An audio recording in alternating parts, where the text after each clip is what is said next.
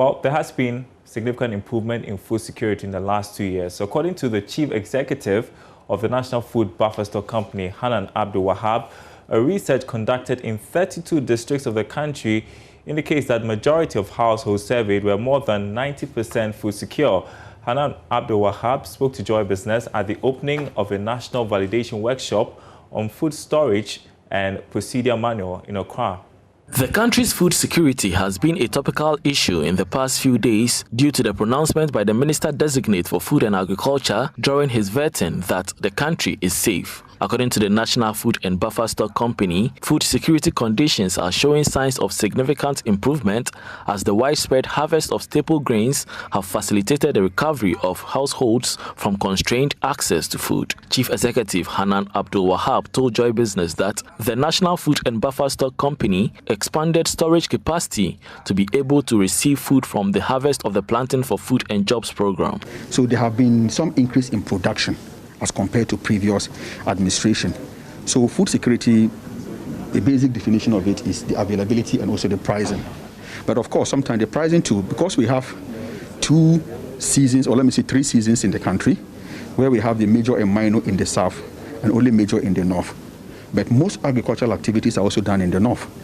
And over there in the north, agriculture or farming is done according to the season. People only farm when it's in the rainy season. So for example, 12 months in a year, farmers are engaged for 3 months and they are disengaged for 9 months. And that is why we have also introduced the One Village, One Dam program so that farmers will have access to water bodies whereby they can do farming as and when they wish. So the food security situation in general, like you said, is good as compared to previously, but there's more room for improvement because in other parts of the country, like I said, when they are in the drying season, prices of food tends to be what? High. Consultant for the National Food Storage Policy and senior lecturer at the Kwame Nkrumah University of Science and Technology, Dr. Robert Edu has been speaking about the importance of a food storage policy in the quest to ensure food security in the country. And we think that if we want to win the war against food insecurity, then we have to focus on a policy that addresses storage, a policy that addresses distribution. I'm sure you're following the maize discussion and the fact that prices are going up. If you speak to people who are in the hinterlands, some of them will tell you that the prices there are low. Or you come to Kumasi, you come to Accra, and the prices are up there. What it means is that we have surpluses stuck somewhere, and then at some other parts of the country, we don't seem to have enough.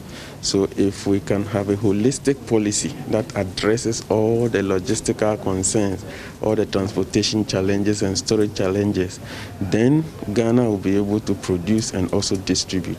Then we can also hold the stock for a long period of time so that when we talk about food security, it can be stable for a very long period of time. The 2-day workshop will also be used to validate the policy and move towards approval by the relevant authorities. So it's not just the National Food Buffer Stock Company that is convinced about our state of food security. The Agri Minister-designate is convinced there has been significant improvement. Listen to him.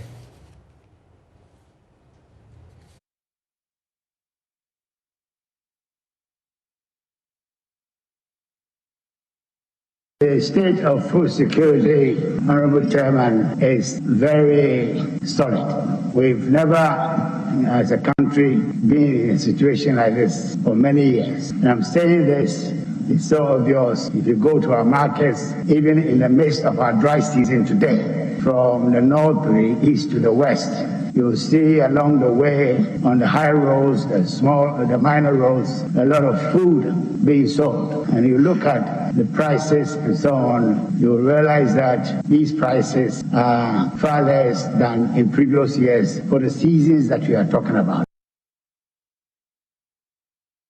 Well, joining me to discuss this further is Chief Executive of the Chamber of Agribusiness Ghana, Anthony Morrison. Thanks for your time tonight, Anthony. Your thoughts first on the study by NAFCO, which suggests majority of households 90% food secure. That is absolutely some good news there, isn't it? Yes, of course. And this very good evening to your viewers. I think that Well, let's first of all look at the main tenets of food security. Okay, we're talking about accessibility, availability, utilization, and stability.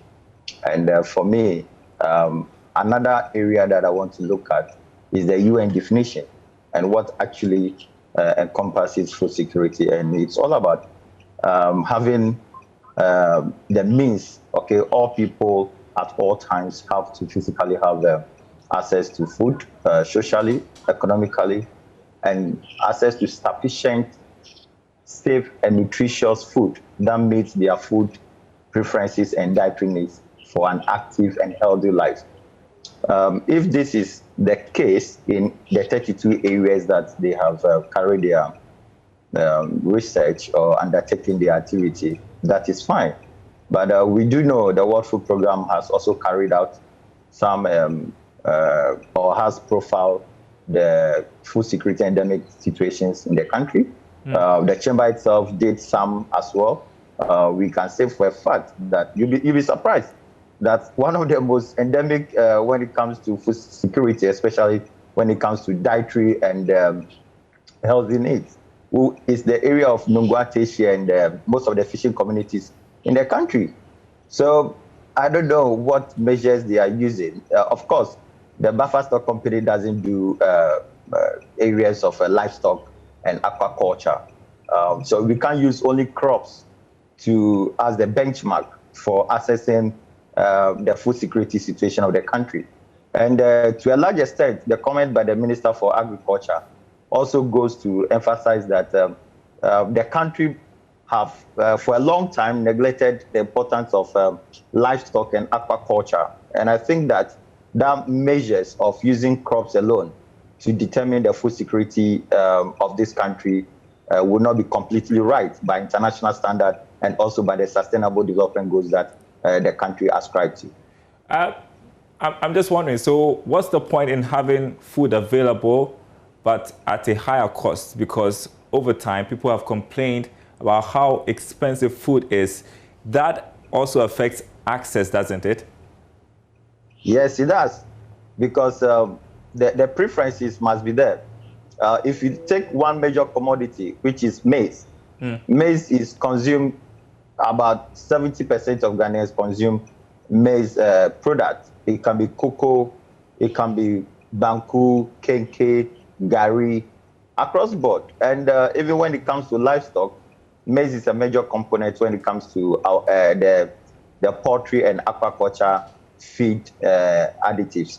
So yes, we've seen the prices of maize shot up from 58 cedis per 50 kg to 120 cedis at the same time within the past 4 months.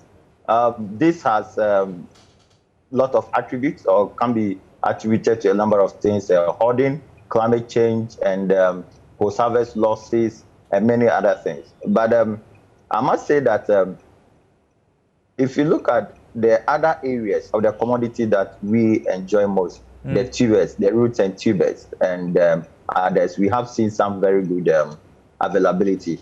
But just as you said, yes, you can see the size of your kenke these days.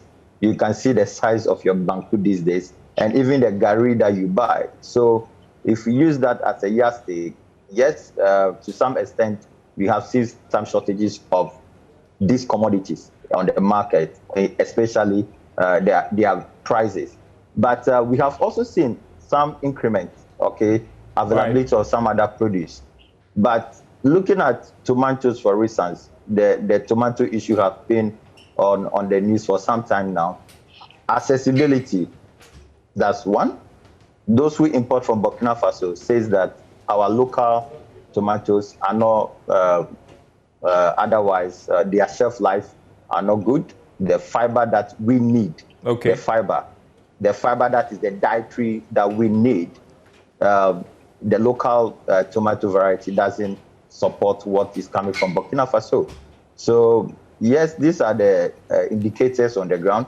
And I think that as a country, we need to work to a large extent to look at our information asymmetry, build our agricultural information management systems, because these are the indicators that will give us what is prevailing on the ground. Okay, and I have to add that even if food is available and people are not able to buy, then it goes bad. So we see the situation where we have post-harvest losses, right? I'm just wondering, going forward, how do we ensure that, Ghanaians have access to cheaper food? Well, the only way we can do that is through our national food storage strategy. Currently, we are undertaking the validation workshop. And I'm sure that by the time we finish with it, and which is in line with the ECOWAS protocol, we should be able to have a more robust food storage system. Then also we need to also reduce what I refer to as too much use of fertilizers or chemicals on our farms. Then again, for the nutritional aspect, my major appeal to the government is to look at a strategy to at least name one district in every region as an organic-free district.